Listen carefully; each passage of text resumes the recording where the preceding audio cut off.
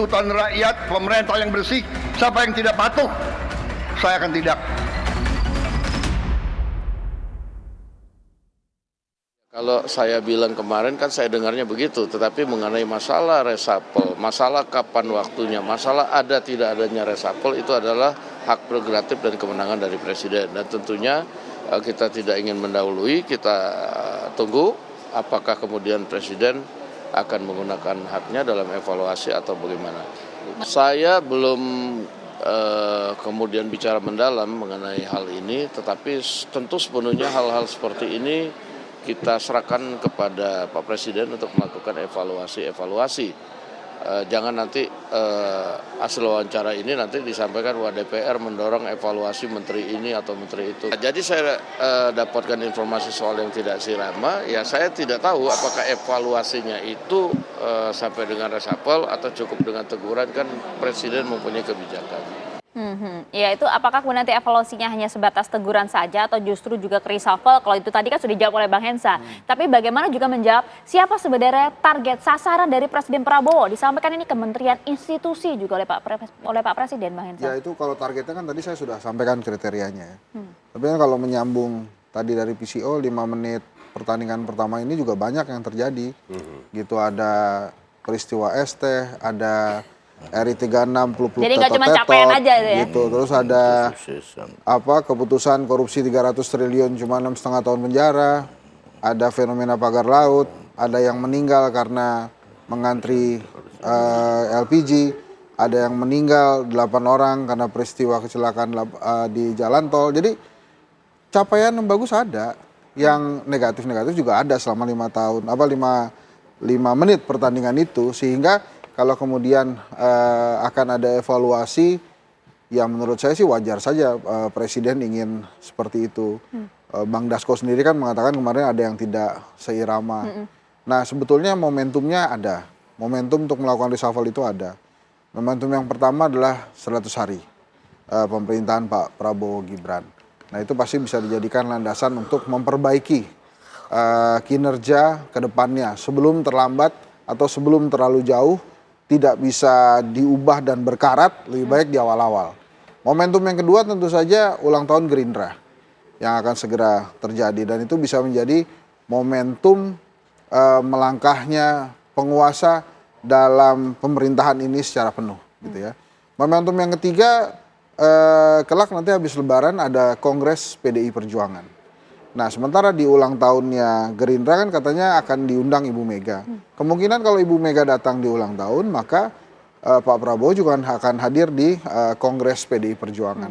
Nah 3 momentum ini tentu saja bisa menjadi sebuah paradigma baru. Apakah situasi ini cukup menjadi momentum bagi Pak Prabowo untuk melakukan reshuffle? Karena pertanyaan besarnya tentunya adalah dengan politik Pak Prabowo yang merangkul, maka Pak Prabowo mengincar juga PDI Perjuangan untuk masuk ke dalam kabinetnya. Nah kalau kemudian PDI Perjuangan akan masuk ke kabinet, tentu saja pastinya akan ada yang dikurangi kan.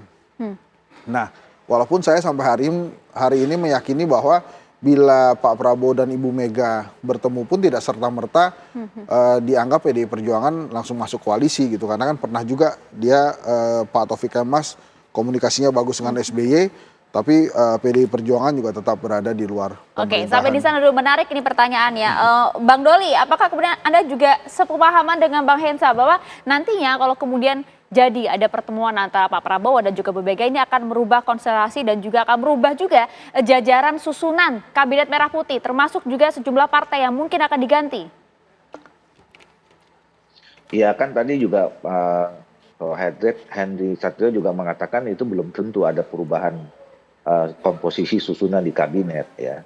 Tapi kan pertemuan itu penting ya, pertemuan antar tokoh bangsa gitu ya, mantan presiden dengan presiden yang sekarang, yang juga selama ini ditunggu-tunggu sebetulnya antara Pak Prabowo dan Ibu Megawati.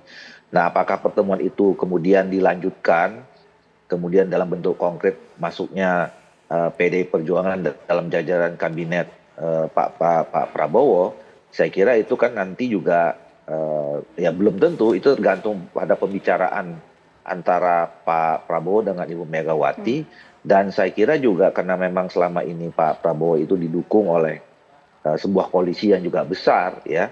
Nah nanti tentu pasti akan ada pembicaraan juga ya antara Pak Prabowo sebagai presiden yang memang itu adalah hak prerogatifnya Pak Prabowo Ya, ya. karena untuk kan kursinya sekali lagi Golkar untuk kan cukup banyak, menukar Bang. masuk.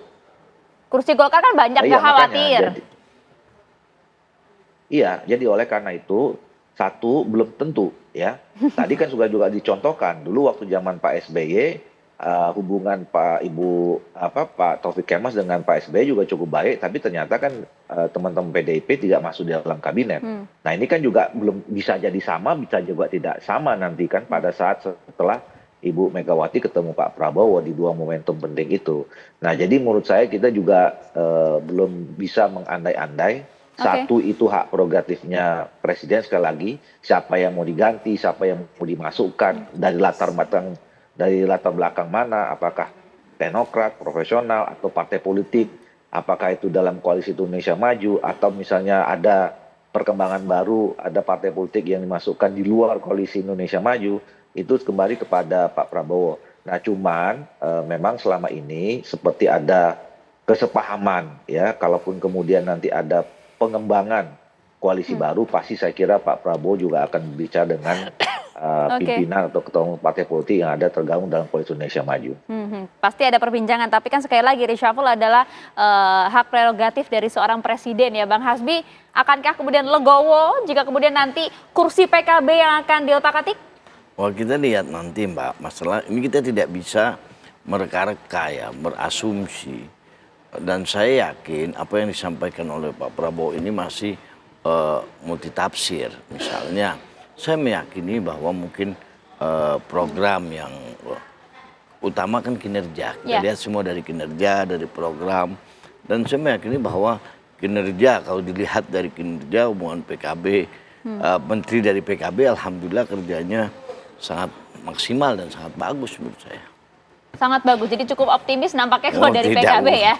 Oke, jadi akankah kemudian ada reshuffle dalam waktu dekat? Tentu kita akan melihat nanti bagaimana sikap dari Presiden Prabowo mengatur sejumlah kabinetnya. Total ada 134 kalau kita lihat ini cukup gemuk juga, dan bagaimana nanti konstelasi politik ke depannya. Terima kasih banyak Bang Hariko, terima kasih Bang Hasbi, terima kasih Bang Hensa, dan juga terima kasih banyak atas telah bergabung bersama kami Bang Ahmad Doli.